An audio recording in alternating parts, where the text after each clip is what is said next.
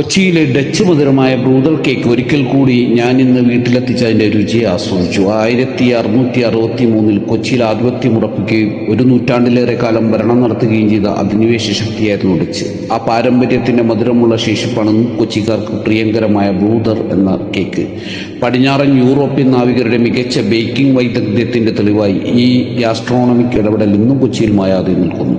Homely Holland എന്ന് വിളിപ്പേരുള്ള കൊച്ചിയുടെ ചരിത്രത്തിൽ ബ്രൂതർ എന്ന കേക്കിന് ഒരു പ്രത്യേക സ്ഥാനമുണ്ട്. മധുരവും വെണ്ണയും സമന്വയിപ്പിക്കുന്ന ഈ കേക്ക് കാലദേശങ്ങൾക്കപ്പുറം ഡച്ച് പാചക രീതിയുടെ തനത് രുചി ഓർമ്മിപ്പിക്കുന്നു.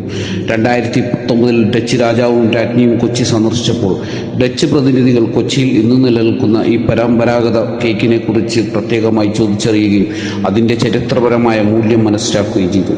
ഒരു മധുരമുള്ള വിഭവം എന്നതിലുപരി കൊച്ചിയുടെ സാംസ്കാരികവും ചരിത്രപരവുമായ പൈതൃകത്തിൻ്റെ ഒരു നേർചിത്രമാണ് ഓരോ ബ്രൂതർ കഷ്ണവും.